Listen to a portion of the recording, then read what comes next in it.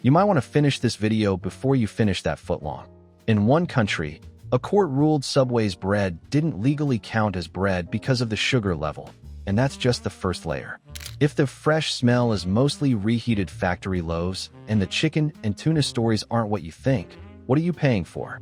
Let's start with the bread. Move to the chemicals some regions ban, but others allow.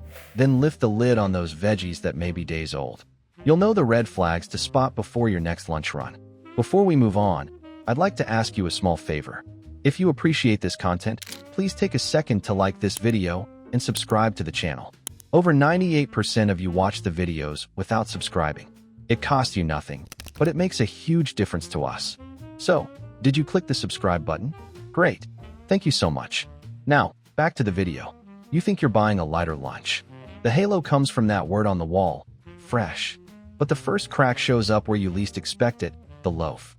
That all varieties of Subway's sub rolls, even the whole grain, cannot be considered bread, and maybe should do.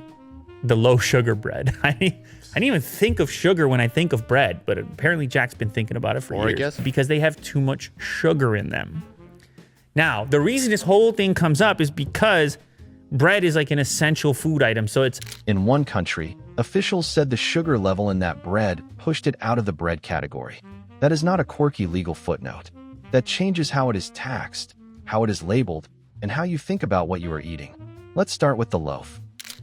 It's taxed differently than something that would be sugary, like a dessert that you don't really need to have, and it has a different level of tax applied to it.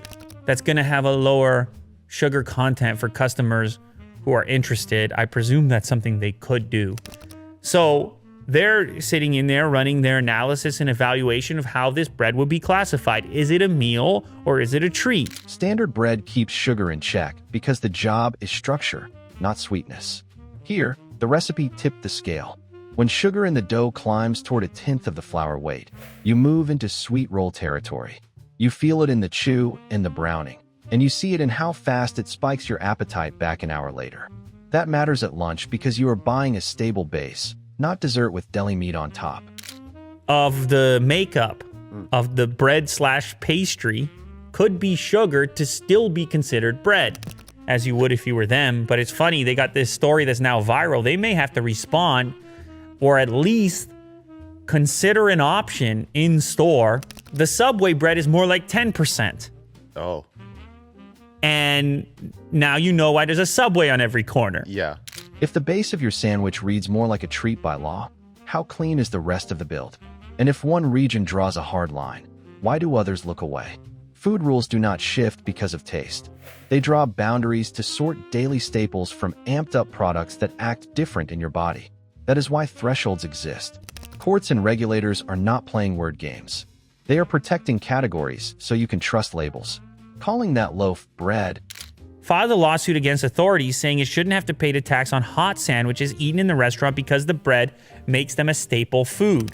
So, anyways, they did respond. Subway responded and said, of course our bread is bread. The sugar, fat, and bread improver, I don't even know what bread improver is, cannot add up to more than 2% of the weight of the flour in the dough. is like calling a soda flavored water.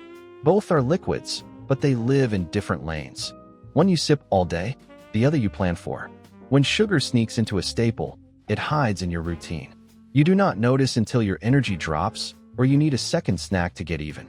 Now let's move on to additives. The sugar content of Subway's bread is 10% of the weight of flour, and therefore, according to the justices, it cannot be considered bread. Or they just want it to be more addictive because people are like, that sandwich was great, and it's, meanwhile, it was just sweetened right up. Your Subway sandwich is a cake. Azotocarbonamide has popped up in dough over the years to make it rise fast and bake uniform. Some regions ban it outright. Others allow small amounts. That split alone tells you the science is not the only driver. Policy and risk tolerance are in the mix. Allowed does not mean needed. This is a lunch, not a lab test.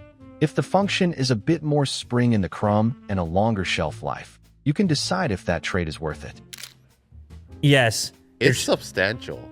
That's You get a another foot good long, point. It's another good point you're making. It's like, thick. what percentage of your sandwich is bread. Yeah. I mean, you do, but it's already Yeah. rationed out into the loaves. Are they using it as some kind of preservative? Yeah. Compared to how you would make it if you just had a slice of regular bread. It's a lot of bread too. Yeah. Yeah. So the overall The real kicker is the fresh pitch sitting on top of this. That warm bakery smell in a sandwich shop feels honest. But the workflow is often centralized dough production, shipments that travel, and par-baked or proofed loaves finished on site.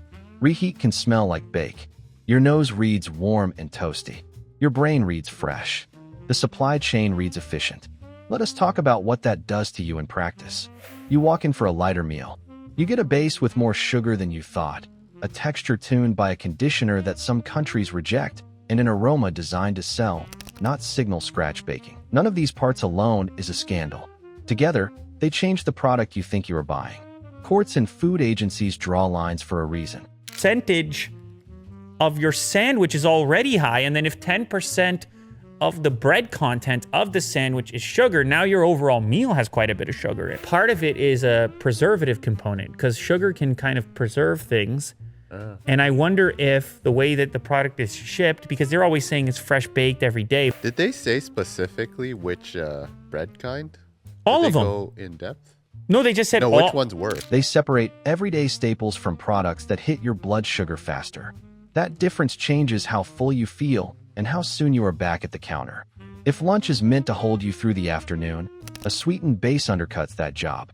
It is simple: more sugar, faster rise, quicker crash. So what is the takeaway for you? Right now, before you order, check the sugar per serving on the board or online. Scan the ingredient list for dough conditioners and names you do not want to make a habit. Oh, I Is don't know which there, one's worse. Probably the better it tastes. Obviously, the white one, the Italian or whatever. Oh, but boy. but you're wondering, what, you're baking all this bread? It's the way it comes in is already. It's not like you have dough there. Ask how often the loaves are baked off during the day. If the answer sounds like a schedule, not a process, you know the story. Mini payoff. You now see the triple hit. A high sugar base, an additive some regions do not allow. A fresh smell that is often logistics. That shifts the choice from autopilot to deliberate. If you still want the sandwich, fine, at least you know what box you are ticking. Want to save the meal? Let's lift the lid on that bin next. The truth is, when the bread bends the rules, the additives slip through, and the fresh smell is reheated, you are not buying a simple sandwich. You are buying a supply chain. Your move is simple. Read the nutrition board, check sugar per serving, and scan the ingredient list for the conditioners you do not want on repeat.